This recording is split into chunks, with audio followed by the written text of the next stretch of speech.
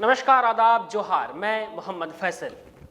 Corona के कारण संपूर्ण देश में लॉकडाउन लगने के बाद हिंदुस्तान की सड़कों पर मानो जैसे गरीब मजदूरों का सैलाब आ गया था, जिसका एक बड़ा तबका बिहार का था।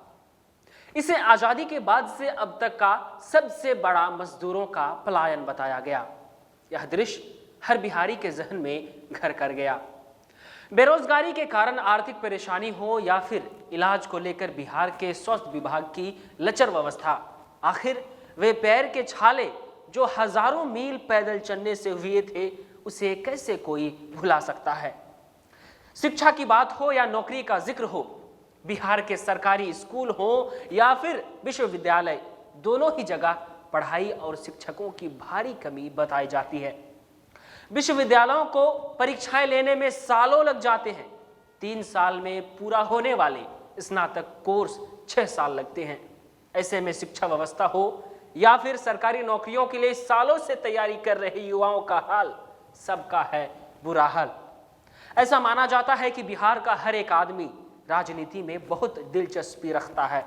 देश दुनिया में क्या चल रहा है यह बात बखूबी जानता है, फिर भी बिहार की जनता अपने लिए एक अच्छी सरकार चुनने में असफल दिखाई देती आई है।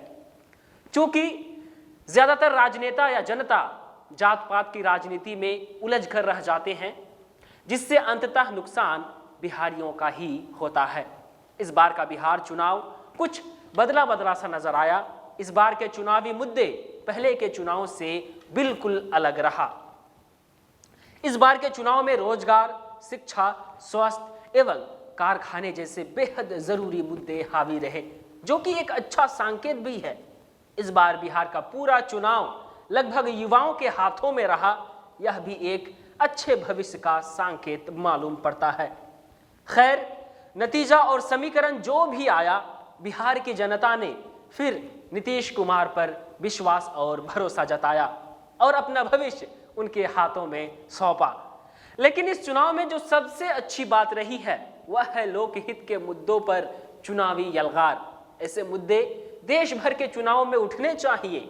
जब तक हम सब जात पात, धर्म, मंदिर मस्जिद के नाम पर अपने बहुमूल्य मतों का इस्तेमाल करते रहेंगे, तब तक हमारा विकास संभव नहीं हो सकता।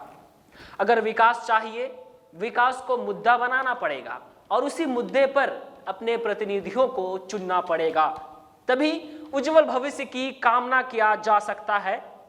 करीब 18 घंटे की काउंटिंग के बाद बिहार में नतीजों की तस्वीर आखिरकार साफ हुई। एनडीए 125 सीटों के साथ सत्ता बचाने में कामयाब रहा, लेकिन सबसे ज्यादा नुकसान उठाने वाली पार्टी नीतीश कुमार की जदयू ही रही। पिछली बार वे मुकाबले जदयू की 28 सीटें घट गई और वह 43 सीटों पर आकर थम गई। वहीं भाजपा 21 सीटों के फायदे के साथ 74 सीटों पर पहुंच गई। राजद सबसे बड़ा दल बनकर उभरा, जिसे 75 सीटें मिली। बिहार में भाजपा जदयू से बड़ी पार्टी बन गई है। कयास लगाए जा रहे थे कि नीतीश को इसका नुकसान उठाना पड़ सकता है, लेकिन भाजपा ने साफ कर दिया कि मुख्यमंत्री तो नीतीश कुमार ही होंगे। सुशील मोदी ने कहा कि इसमें कोई भ्रम नहीं है, नीतीश कुमार सीएम होंगे। यह फैसला चुनाव से पहले ही ले लिया गया था और यही कायम रहेगा। अब नए 243 विधायक चुनकर आ गए हैं। नई विधानसभा में जो नए विधायक आए हैं, उनमें से 55% यानी 134 विधायक करोड़पति हैं। पिछली बार 160 यानी 67% विधायक करोड़पति थे। इस हिसाब से नए विधानसभा में पिछली विधानसभा के मुकाबले कम करोड़पति हैं। इसी तरह पिछली बार 136 दागी विधायक चुनकर आए थे, लेकिन इस बार 165 दागी विधायक चुने गए हैं, यानी नई विधानसभा में पिछली विधानसभा के मुकाबले ज्यादा दागी विधायक हैं। इतना ही नहीं, नई विधानसभा में बुजुर्गों की संख्या भी इस बार बढ़ी है। अभी के लिए बस इतना ही। बने रहे जेके न्यूज नेटवर्क के साथ, और हाँ, हमारे यूट्यूब चैनल और फेसबुक पेज और हमारा वेबसाइट को आप लाइक करें, शेयर करें और फॉलो करते रहें। धन्यवाद।